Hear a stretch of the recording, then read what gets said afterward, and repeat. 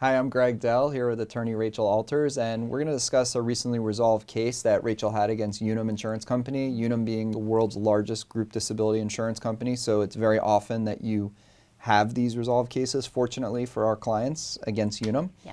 And in these videos, we like to talk about what you were able to do for the client, why Unum denied them, and then we'll offer some tips that might help other people to either avoid a denial or do their appeal to win benefits. Sure. So let's get into the background of your claim. Okay, so my client is a woman in her 40s, and she's the head of transportation for the county. And she had an incident where she tripped and fell and slammed her head into a concrete, it was like a concrete parking Bumper. bumper. Okay. And she obtained a traumatic brain injury. She got a concussion. She has post-concussive syndrome. So she applied for the benefits with Unum, and they did approve her. They paid her for 6 months, and they agreed that she wasn't able to do her job. She had neurologists on board. She had a lot of doctors who were treating her because it was a serious condition, and she had an MRI that showed she had major issues. So she was approved. Unum was paying her, and then after 6 months, they decided, we think that you're fine now to go back to work. And I want people to understand that she probably had a 180-day elimination period. Right. Which means that by Unum paying for 6 months, they were basically saying, we agree that you were disabled for at least a year and eligible for benefits. Right. But even though you're claiming you have a brain injury, amongst other things that results in cognitive difficulty, we think your brain healed because you smashed your head on the concrete and your brain recovered. Right. And now we think you're better after 1 year. Exactly. So it sounds ridiculous, but Right. what did they rely upon in order to make the determination that client was ready to go back to work? Right, and that's what was frustrating, because they had their peer review doctors just look at the medical records, and you know, when you have a brain injury, there isn't that much that you can do. You should be treating with your doctors regularly, but there's not much they can do. The brain has to heal on its own. There's no real treatment for a traumatic brain injury. So she was going to occupational therapy, she was going to physical therapy, she was doing everything that her doctors were telling her to do, and Unum had her records reviewed, and their peer-reviewed doctor, their neurologist specifically said, you know, we think that she's fine. We don't see any cognitive difficulties as of now. We don't see enough objective evidence that she's continuing to be disabled, so we're just going to cut off the benefits because we think she can go back and do her job. And her job was not an easy job. She had to be on top of it, you know, physically and mentally to do that job. So they cut her off, and that's when she called us. Talking about her job, because she was cut off in what's called the own occupation stage, Right. which means the inability to do the substantial material duties of her own occupation, meaning what she was doing at the time she stopped working. Correct. So how did they define her job? What type of level of activity did it require? Yeah, they said that it wasn't a sedentary job, it was more of a light duty job, because she also had to be on her feet. She had to, you know, she was the transportation manager, so she was responsible for a lot of different things that were, you know, she had to go to meetings. She was, you know, it wasn't just something where you sit at a desk, Right. you know, 40 hours a week at a computer, which she couldn't do either. Right. But she was not able to do this type of level job because she couldn't focus. Her memory was really bad. She had to write everything down, because if you had a conversation with her and talked to her 10 minutes later, she didn't remember the conversation. So this was not a person who you wanted to be in this position, especially because she had people's lives in her hands. So Unum did nothing but a paper review. Correct.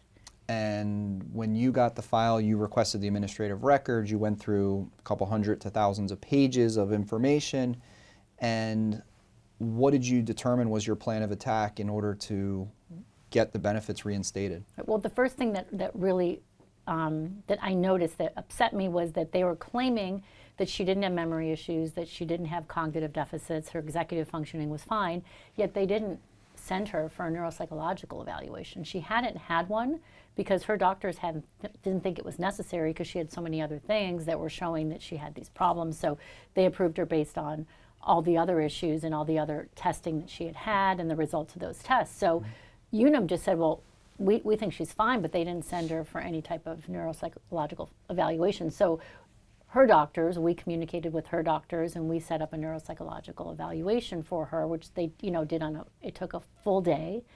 And the report came out with, it wasn't that she had mild cognitive issues, she had severe cognitive dysfunction. And they were like, not only can she not do her job as the transportation manager, but she can't do any gainful occupation. She's that bad. And then on top of it, at some point she got COVID. And when she got COVID, it made her issues worse. It magnified everything. So she really wasn't doing well, and they still didn't want to pay her. So we filed an appeal. We all submitted the neuropsychological evaluation. The report was extremely, cut and dry. It wasn't like, oh, she might have these things. Oh, she has severe cognitive issues. And who knows if this is going to be permanent, but it's something that they're going to have to evaluate over time to see if she does improve or not. And when you finally got the decision, the denial reversed, were you still in the own occupation stage? Yes. I believe we're still in the, well, it was 6 months that they had paid her, and I think we still are under ONOC. And at some point, probably pretty soon, they're going to start doing a review for whether she can do any gainful occupation. Right. Well, what's interesting about that is that you knew going into that the definition of disability is going to change. Correct. So you went ahead and said, look, this isn't just about her job, which I asked you earlier was a light duty job. Sure. She can't do any job. So in essence, the work we were doing was let's just not get you past this appeal.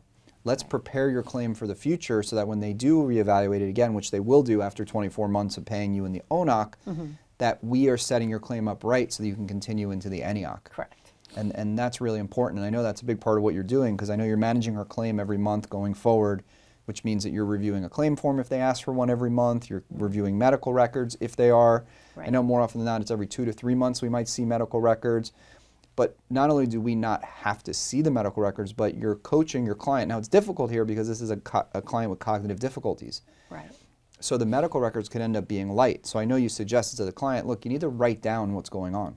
So when you go to your doctor, the doctor is reading back things that you are having troubles with at the moment. Because you may not remember when you go to the doctor what was bothering you or troubling you or limiting you yesterday, a couple days ago, a week ago. And if it's not in the medical records, then Unum's going to say, well, we don't see anything in your records to indicate that you're having difficulties. Right. So I know that's a big strategy moving forward for this client. Well, this was a great, Unum appeal victory, fairly routine for you in your case, sort of what you do, but it's also some of the ones we talk about, and when they come in and we roundtable these cases, and we kind of say to ourselves, why did they even deny this one? Like, it was so, like, they do it sometimes just to be like, go away and think the person's, but this was a sad one. I mean, you had a real physical injury with real physical evidence of what happened to her, and they took advantage of the fact that her doctors never sent her for a neuropsych exam per se, because it was so obvious that she had these limitations. But looking on paper, the medical record support wasn't so detailed or so great because doctors treat patients, they don't treat the chart. Right. And Unum tore her up for this, denied her, made her suffer for months without payments. Luckily, you got her back, and now she'll be in good shape. But it's sad what they do sometimes, but it also is good that we're here to make it right, and that also Unum will do the right thing if presented the evidence in the right way. Correct. And a lot of people get discouraged, and they call you, Rach, and they go, "Can I win this thing?" And of course, you go, "Yeah, it's possible, but I have to look at a whole world of things, see if your doctors cooperate, see if the experts will cooperate. Yeah, we can do it." But it's a process. We got to get there together. Sure. So, well, congratulations again. Thank you. If you're someone out there who has a Unum long-term disability claim, feel free to reach out to Rachel or myself. No matter where you live in the country, we're available to assist you, and we'll always provide you with an initial free phone consultation.